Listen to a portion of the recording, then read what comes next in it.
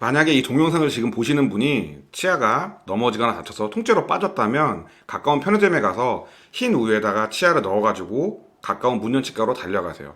경험이 있는 치과의사라면 해당 환자분의 치아를 원래 위치에 넣어줄 것입니다. 시간이 매우 중요한 치료이기 때문에 대학병원으로 가시기보다는 가장 가까운 치과에 내원하시는 것이 좋습니다. 안녕하세요. 치과의사 투스맨입니다. 저희 치과에 오시는 분 중에 상당수가 사고로 인해서 주로 앞니 쪽에 충격을 받은 외상 트라우마 환자가 많이 오십니다. 어금니는 그 위치상 충격에 의해서 다치기가 쉽지 않고 대부분 앞니 쪽에서 문제가 생기는데 다툼, 싸움 때문에 오시는 케이스도 있고 단순히 친구들하고 장난치다가 넘어져서 부딪혀서 오는 케이스도 있습니다. 계절적으로는 주로 겨울철에 많은 편인데 스키나 보드를 타다가 넘어져서 충격으로 오시는 분도 있고 등산하다가 얼음 때문에 미끄러져서 오시는 분도 많습니다. 간혹 그냥 집안에서 욕조 등에서 미끄러져서 넘어져서 오시는 분도 있습니다.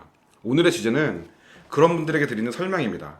이런 상태에서 어떻게 치료해야 될까? 당장 급하게 병원에 가야 될까? 아닐까입니다. 모든 분류는 국제치과 외상학회 IADT 기준에 의거합니다.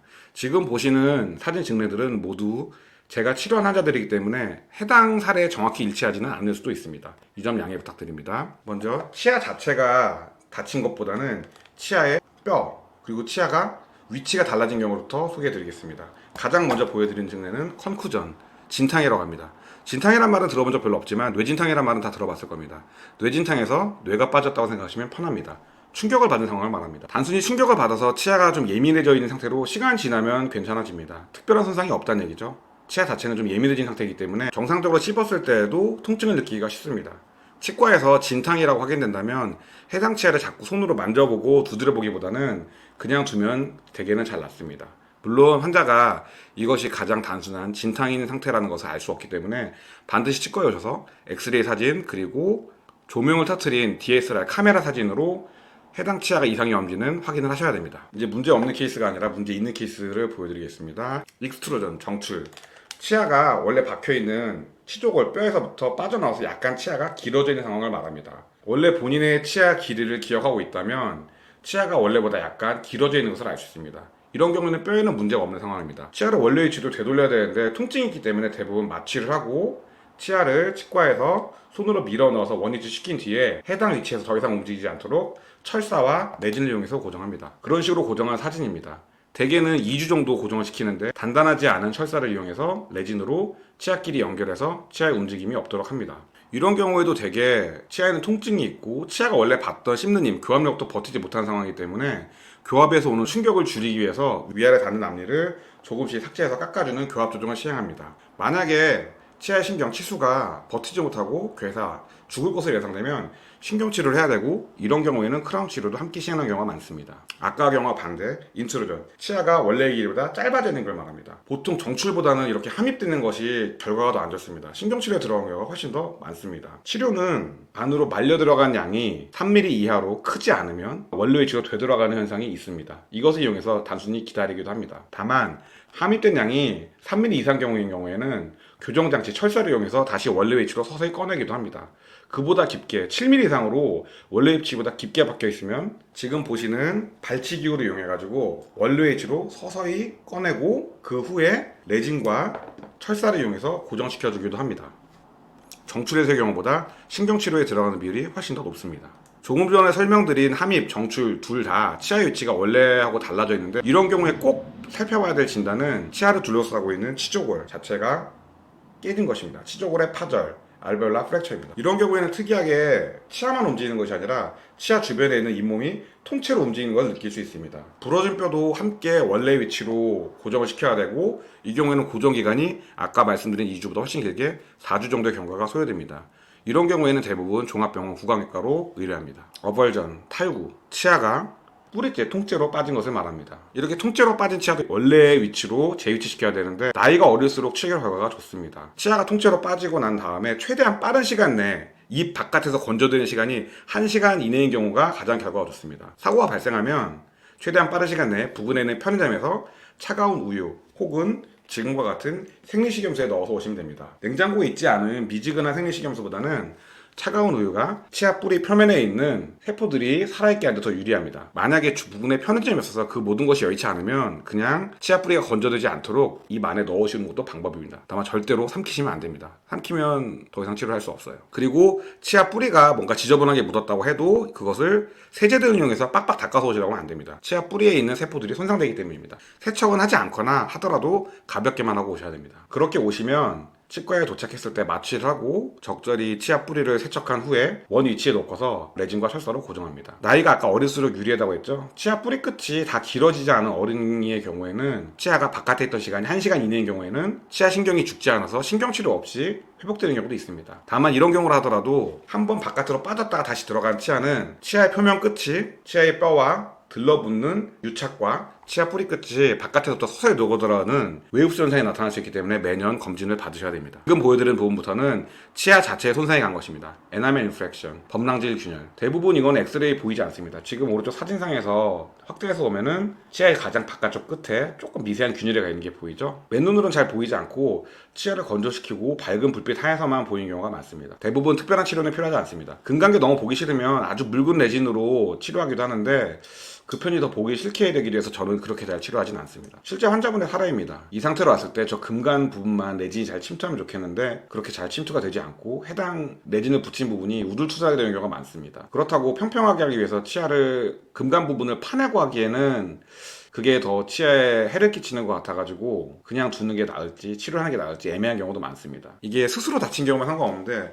교통사고라든가 뭔가 가해자가 있는 경우에면 적절하게 상대방의 비용으로 치료를 받아야 되는데 해드릴 수 있는 게 없어요. 이런 경우가 되게 난감한 경우가 많습니다. 아까의 그 미세한 범랑질 균열 다음 단계는 범랑질의 파절, 에나멜 프랙처입니다. 이 경우에도 치아에서 통증을 느낄 수 있는 상아질은 노출이 안 되어 있기 때문에 통증은 없습니다. 치아가 흔들리지도 않습니다. 엑스레이 상에서는 약간 깨진 게 보입니다. 실제 환자분 케이스입니다. 큰 충격 때문에 그런 건 아니고 젓가락 씹다가 깨졌다고 합니다. 그리고 깨진 지는 꽤 오랜 시간이 지났고요. 깨진 지 오랜 시간이 지났기 때문에 해당 부위에 변색도 있습니다. 하시는 김에 변색 부분도 깨끗하게 제거하고 레진 충전으로 치료해드렸습니다. 에나멜 덴틴 프랙처, 상아질 범랑질 파절. 아까 말씀드린 것처럼 통증을 느끼는 상아질 부분이 노출됐기 때문에 환자분은 주로 차가운 곳 통증을 많이 느끼게 됩니다. 속에 있는 빨간색이 치아의 신경 치수인데 이렇게 치수가 직접 노출되지는 않아서 치아 내부에 출혈이 보이진 않지만 지금 단계에서부터는 신경치료에 들어갈 가능성이 있습니다. 레진으로 치료가 되기도 하지만 크라운 치료에 들어간 경우도 많이 있습니다. 지금 보시는 환자분은 환자분의 왼쪽 치아, 사진상 오른쪽 중절치 가운데 앞니도 깨졌고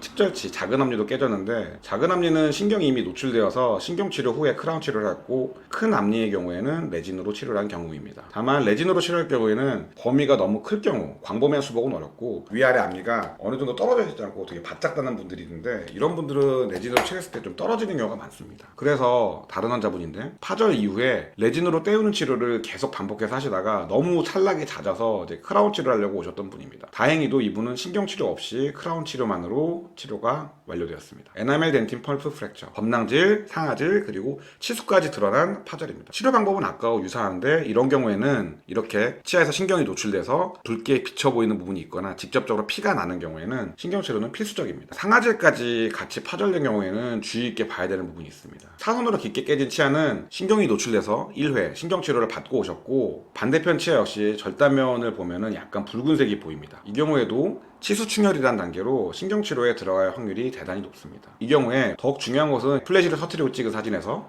대조도를 강화시키면 뿌리 쪽에 파절선이 굉장히 많이 보입니다. 이렇게 파절선이 치아의 머리 부분이 아니라 뿌리 근처에 많이 보이는 경우에는 깨져나간 양이 적다 하더라도 치아가 통째로 깨지고 발치까지 들어간 일을 막기 위해서 레진보다는 치아 전체를 감싸주는 지금과 같이 치아 전체를 돌려서 깎아가지고 씌워줘서 추가적인 파절을 막는 크라운 치료에 들어간 경우가 많습니다. 이번엔 특이하게 치아의 머리 쪽이 아니라 뿌리 쪽이 깨진 경우도 있습니다. 루트 프랙처, 치금 파절. 신기한 것은 저렇게 부러진 부위가 뿌리 끝에 가까울수록 의외로 증상 없이 신경을 죽는 일도 없이 환자가 증상을 못 느끼고 그냥 그대로 쓰시는 경우가 생각보다 많이 있습니다. 다만 이런 경우에도 치아의 위치가 바뀌어 있으면 원위 치료시키고 마찬가지로 레진과 철사로 고정을 시켜줍니다. 조금 특이한 사례 하나를 소개시켜 드리겠습니다.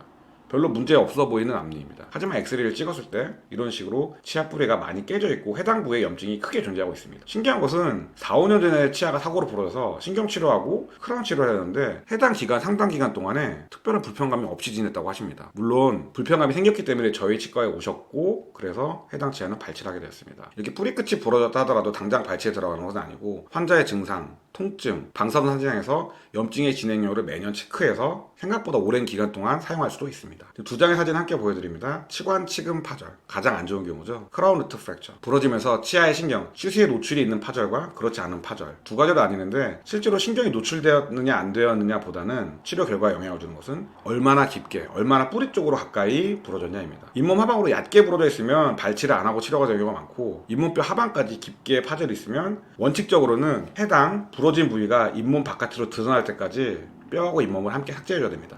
현실적으로 발치에 들어간 경우가 많습니다.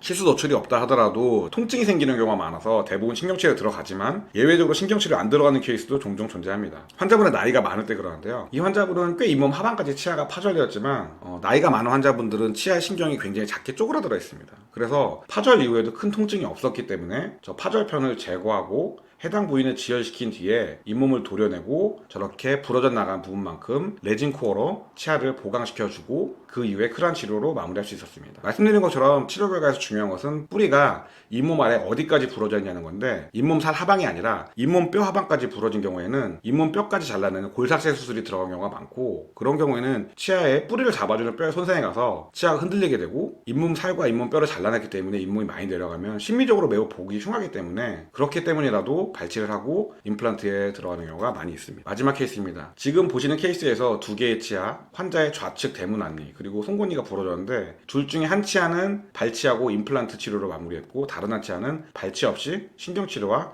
잇몸살을 잘라내는 치은 절제술 후에 크라운 치료를 끝낼 수 있습니다. 둘 중에 어떤 치아가 발치됐을까요? 치아가 수평이 아니라 수직으로 쪼개진 가운데 앞니 중절치가 발치 후에 임플란트라는 케이스고, 송곳니의 경우에는 파절된 부분까지 잇몸을 도려내고 정리한 뒤에 신경치료, 치아의 기둥을 세워서 치아 원래의 외형을 회복하고 크라운 치료로 마무리하였습니다. 앞서 본 사진처럼 치아가 수직적으로 쪼개진 경우에는 파절선이 대부분 잇몸뼈 하반까지 들어간 경우가 많고, 결과가 대부분 좋지 못해서 발치에 들어가게 됩니다. 이런 경우에는 임플란트 혹은 크라운 브릿지로 앞니를 치료하게 됩니다. 이상으로 국제외상학회에 의거한 치아의 외상, 충격으로 치아가 부러지고 빠졌을 때 분류와 치료 방법에 대한 소개를 마칩니다. 잊지 말아야 될 것은, 충격으로 치아가 빠졌다면 가능한 빨리 차가운 우유에 담아서 치과로 내원해서 치아를 원위치시키는 것, 그 외의 경우라도 치과가 문의한 시간이라면 가능한 빨리 부근의 치과에 가서 엑스레이, 사진 촬영 등의 검진을 받고 적절한 조치를 취하는 것입니다. 다음에는 실제 제 환자 케이스 중에서 정말로 심각하게 부러진 케이스에서 다행히도 발치 없이 치료가 잘 되었던 케이스를 소개해드리겠습니다. 구독, 좋아요, 알림 설정은 다음 영상을 제작하는데 큰 힘이 됩니다. 감사합니다.